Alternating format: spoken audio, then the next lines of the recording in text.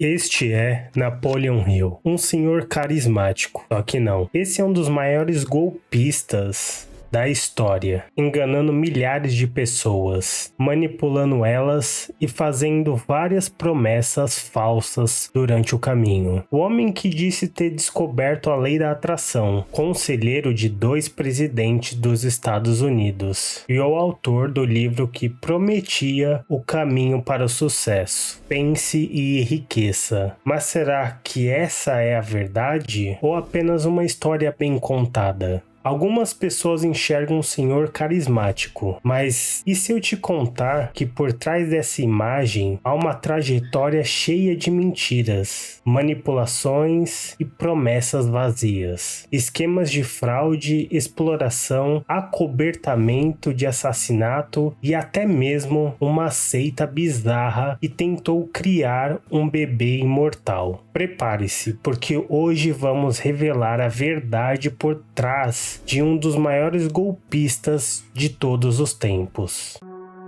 Tudo começou em 2010, quando um amigo me mostrou um filme, O Segredo. Aquele filme era hipnótico, prometia mudar a vida de quem assistisse, revelando uma verdade antiga e esquecida. E eu acreditei em cada palavra. Mas como não acreditar? O sucesso foi imenso. Mais de 65 milhões de dólares em bilheteria. A partir daí, eu fui sugado para o universo dos livros de autoajuda. E foi durante essa jornada que eu finalmente acabei encontrando o livro Pense e Enriqueça, de Napoleon Hill. Aquele livro me impactou e por anos segui a filosofia dele, acreditando e aplicando suas ideias. Até que um dia, aquele castelo de areia começou a ruir.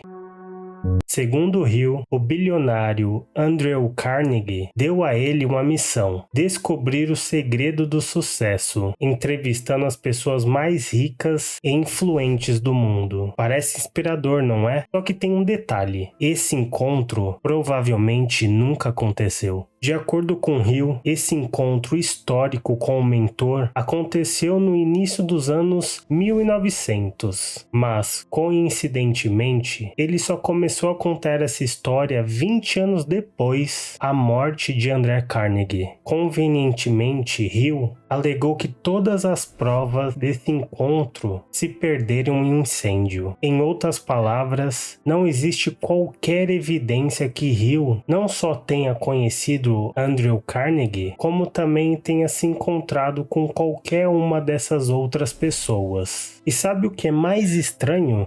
Carnegie não acreditava que o pensamento positivo gerava riqueza. Ele dizia que a fortuna vinha de habilidades, de gestão e organização. Mas saber disso invalida o livro de alguma forma? Ele para de ser valioso por causa disso? Porque eu deveria me importar com o fato de ser tudo uma história inventada. E é aí que a gente começa a entrar na parte delicada do problema. Porque se você é um golpista tentando vender uma ideia falsa, você não pode simplesmente inventar 100% da narrativa. Você precisa encontrar um jeito de anexar um pouco de verdade. A estratégia é simples e eficiente. Você ganha confiança do leitor entregando algum nível de verdade. Então sutilmente começa a mesclar ideias inventadas, aquela verdade, até que a pessoa não consiga mais identificar o que é mentira e o que é verdade. De acordo com Hill, seus pensamentos não só seriam capazes de gerar riqueza, como também modificar drasticamente suas condições de saúde, alegando inclusive que o poder do pensamento foi capaz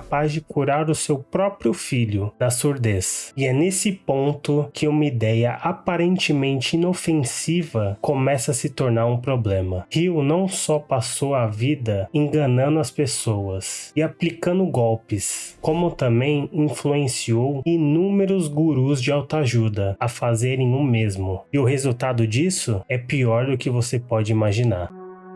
A lei da atração é uma armadilha perigosa. Ela promete que você pode manifestar qualquer coisa apenas com o poder da mente. E se não der certo, a culpa é sua. Quando você pratica visualizações, afirmações positivas e foca sua intenção naquilo que você quer atrair, só existe dois resultados possíveis. Ou você consegue manifestar aquilo na sua vida, ou não consegue. No primeiro cenário, o resultado pode ser muito subjetivo, porque talvez você tenha tentado manifestar uma casa com piscina no litoral, e agora você mora em uma casa com piscina, mas ao invés do litoral, a casa fica no centro de São Paulo. Você vai dizer, bom, provavelmente eu não fui específico o suficiente, mas olha só, a lei da atração funciona. Veja bem, as variáveis que te fizeram morar em uma casa com piscina abrem margens para infinitas interpretações, mas acontece que o seu cérebro está equipado com um mecanismo de autopreservação chamado de viés de confirmação, um fenômeno cognitivo em que tendemos a buscar, interpretar e lembrar informações de uma maneira que confirme nossas crenças e expectativas pré-estabelecidas, enquanto ignoramos, minimizamos ou descartamos informações que vão contra elas. Em outras palavras, temos uma tendência a procurar apenas informações que confirmem o que já acreditamos, ao invés de avaliar objetivamente todas as evidências possíveis. Mas digamos que o segundo cenário tenha acontecido, e por mais que você tenha se esforçado, mentalizado e verbalizado, nada aconteceu. Você continua sem manifestar o seu desejo, mas é uma lei, certo?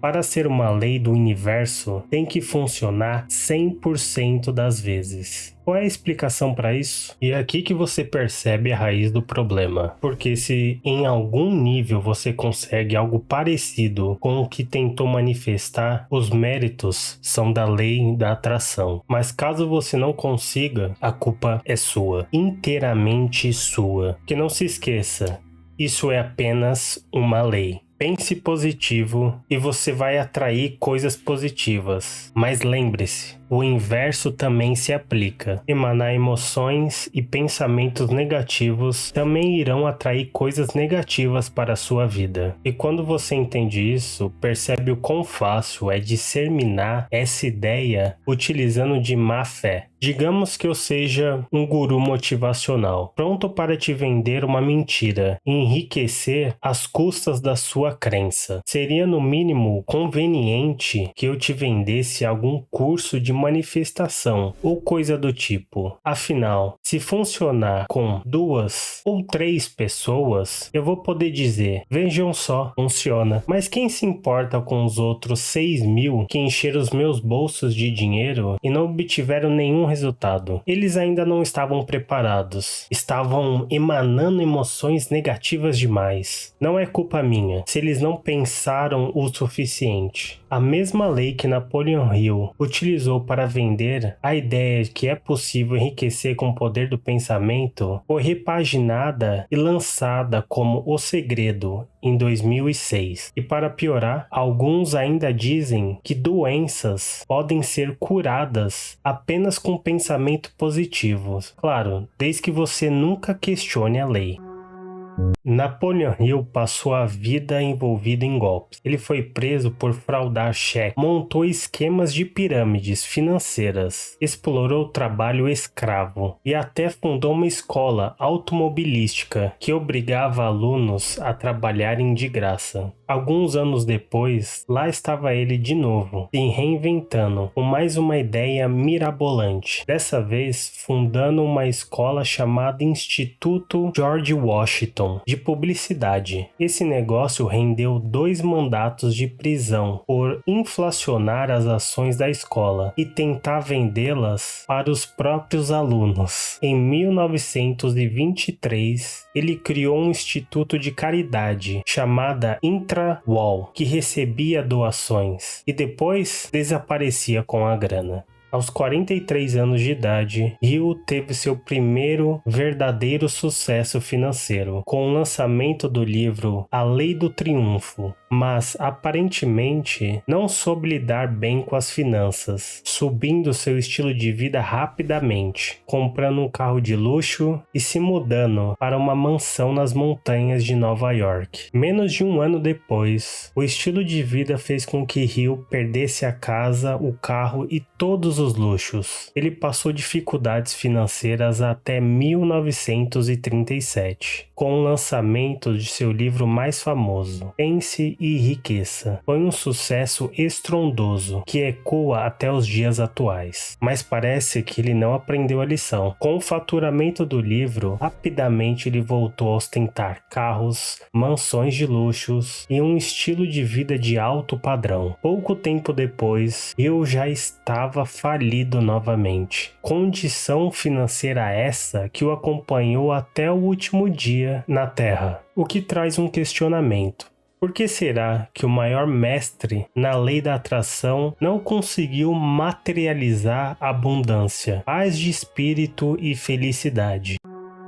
Agora você deve estar se perguntando, e daí? O que isso muda? Bom, aqui está a verdade. Você não precisa de uma fórmula mágica para enriquecer. Você não precisa de gurus, nem da lei da atração. O que você realmente precisa é de algo muito mais simples: disciplina e consistência. O foco e a dedicação a um objetivo trazem resultados. Talvez não por magia, mas por pura probabilidade. O sucesso é consequência da persistência e ninguém pode parar alguém que nunca desiste. A vida é curta demais para esperar por milagres. Vá atrás dos seus sonhos, trabalhe duro, mantenha seus valores e quando a oportunidade surgir, você estará pronto. Não acredite cegamente em promessas vazias. Você já tem tudo o que você precisa dentro de você. Se você vai falhar em alguma coisa, escolha falhar em algo que você realmente quer. E para isso acontecer, eu vou deixar um vídeo aqui no card para você dar uma olhada.